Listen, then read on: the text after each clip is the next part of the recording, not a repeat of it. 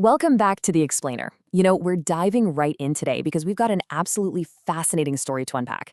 I want you to just take a second and imagine a time when literally just trying to get your own cash was a massive everyday headache, right? Today, cash is, well, it's pretty much on every street corner. But it definitely wasn't always like that. So in this Explainer, we're going to dig into the untold story of the world's very first ATM.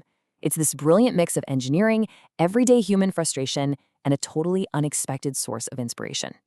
So, picture this. You're rushing down the street, you're totally out of breath, you finally get to your bank, and boom, the doors are locked shut.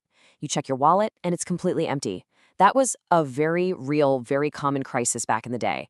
But what if I told you the world's first ATM wasn't actually inspired by, I don't know, another bank or some grand financial institution, but by a simple chocolate vending machine?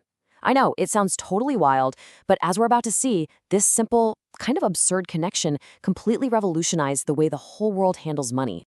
Section 1. The closed bank problem.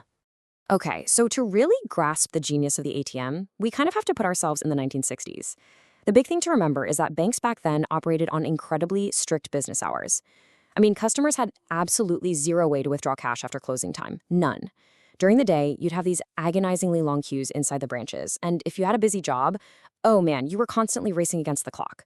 Imagine the tellers literally closing the counters right as you walk in the door.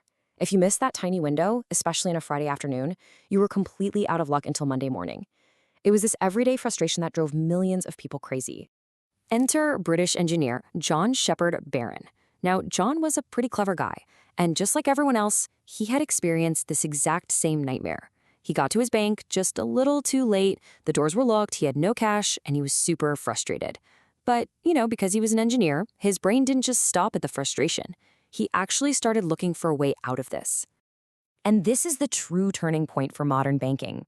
Shortly after that incredibly frustrating trip to the closed bank, John was just staring at a regular old chocolate vending machine, and he had this sort of slow-motion realization.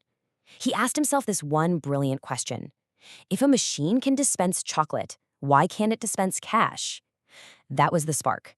He realized that the simple mechanical action of dropping a coin in to unlock a candy bar, well, that could totally be adapted to unlock paper money instead. Instead of a coin dropping chocolate, a token could trigger a mechanism to spit out cash. Right away, he just started sketching out ideas. Section 2.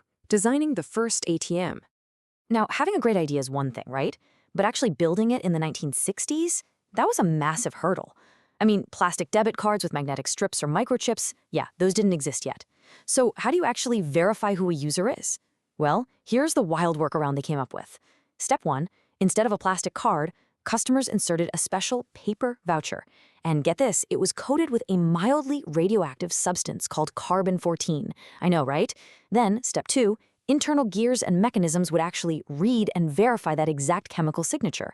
And finally, step 3, once it was verified, the cash was dispensed automatically. It is just a stunning piece of pre-digital engineering.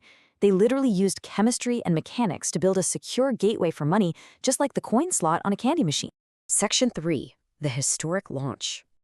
So, after overcoming all those intense design challenges, it was finally time to show this tech to the world. The date was June 27, 1967. The location, a Barclays Bank branch in Enfield, London. And the atmosphere was absolutely electric. It was like this massive ribbon-cutting ceremony with huge crowds watching. And to really make a splash, Barclays actually brought in a celebrity. The very first customer to successfully use this machine and get his cash was the famous British actor Reg Varney. Honestly, the moment that machine spit out those paper notes, banking changed forever. The physical constraints of those super annoying business hours, instantly shattered. Section 4. The 4-digit PIN. But wait, there's another totally fascinating layer to this story, and it's all about security. We get this perfect clash between strict engineering theory and everyday human reality. So, originally, John Shepherd-Barron wanted a highly secure 6-digit personal identification number, a PIN. And from a purely mathematical standpoint, 6 digits makes perfect sense to an engineer, right? But during a conversation at home, his wife, Carolyn, pointed out a very practical flaw. 6 numbers were simply way too hard to remember for the average person standing out on the street. She suggested that 4 digits were much easier to memorize. John actually listened to her. They compromised, and Carolyn's super practical suggestion became the global standard that we literally still use on our keypads today. Section 5, Transforming Global Banking. That simple machine and that four-digit PIN honestly sparked a revolution. Look at where we are today. The ATM network is like this sprawling global nervous system. We've gone all the way from radioactive carbon-14 paper vouchers to the plastic debit cards we all carry around in our pockets. We've got contactless banking, we can do cash deposits and bill payments right at the screen, there's seamless mobile banking integration, and even biometric authentication, like using our fingerprints or our faces.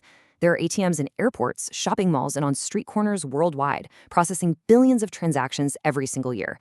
And to think, it all traces back to one frustrated engineer back in 1967. So the untold story of the ATM isn't just about banking, is it? It's really a story about human curiosity. It started with a completely ordinary problem, a closed bank, and it was solved through a simple observation of a chocolate vending machine. One engineer, one clever idea, and a technology that transformed global finance forever. So it really makes you wonder, what everyday problem might you solve through a simple observation? Keep your eyes open, everyone, because the next world-changing idea might just come from the vending machine right there in your break room. Thanks so much for joining me for this explainer, and I'll catch you on the next one.